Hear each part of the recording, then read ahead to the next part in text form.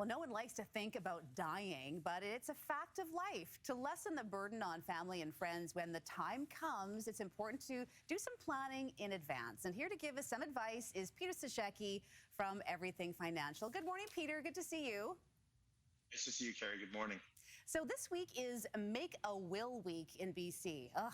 I can't think of anything that people would want to do less, obviously. Why is it so hard for people to want to do this? Because it's an important thing to have.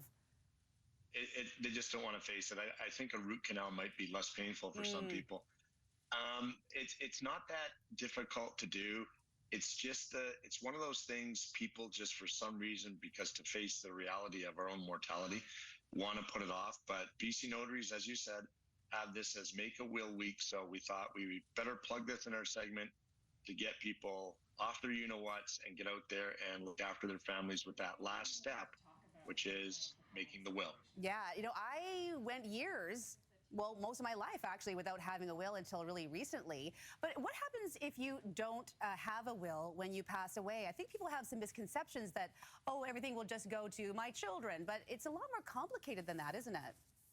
It is, Carrie. You're right. It is more complicated. And if you're married and in a completely normal relationship, no separation or anything like that, there is the next of kin, which is your spouse. But there's the single people and everything else. And the thing is, if you don't have a will, the government, BC, has a schedule and they have a percentage and they have the whole chart there of how the money gets divided and how your estate gets divided up. But with all that hard work and everything you've done to set maybe yourself up, but unfortunately you pass away, wouldn't you want your wishes to be looked after? And it will make sure someone is speaking for you, even though it's a document, when you're not there to speak for yourself. Yeah, that's a good way to put it. So what are some of the things that we should be considering when going about making a will then? Some things are the beneficiaries, and say you are a single person, would be how you want to divide it up, whether there's charities and whatnot, who the executor is going to be to actually go through and make sure your wishes are followed through. And they're the ones who have to do all the paperwork and the filing and probate and everything else. But one of the most important things, and this is why married couples delay the process for so long, are two things. We mentioned the first one, the executor. The other one is the guardian of the children.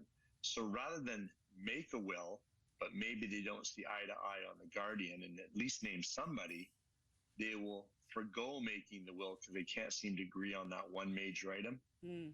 Pick someone who's young enough. Don't pick your grandparents if you're, they're in their 70s and you're in your 30s or something.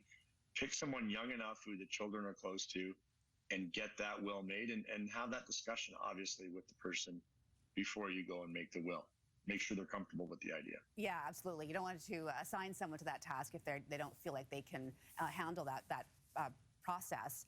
So we always hear about people, writing on a napkin and, oh, I leave all of mine, and then they sign it. I mean, I don't know if that is likely, but I think an easier one that people are doing are this trend of online wills. I don't know how easy those are. What should we know about that process? They are easy, but you've got to watch them to make sure the province, and most people here in BC who are watching this, are legal. Because last year, Carrie, it's funny you mentioned that, there was a Facebook meme out there and one of those AI things on the internet in BC about how to make a will, and it provided you all the documents and the instructions and everything else. In this case, none of the documents being provided were recognized in BC. So rather than assume that the paper napkin or the handwritten will or everything else is going to be legal, wouldn't you want to just take the time to talk to a professional, a notary, a lawyer? People are afraid of the cost. It's better than leaving everything to chance and uncertainty. Take the time to talk to that person and get it done by a professional. You go to a doctor for your health, a mechanic for your car. Yep. You talk about registered financial planners for your finances and so on. Go see the notary or the lawyer to get the will done. It's important to get it done right. And it's Make a Will Week, so no better time than the present. Peter Sashecki, Everything Financial. Thanks for joining us. Have a great day. See you next week. Thanks, Carrie. Nice to see you. Take care.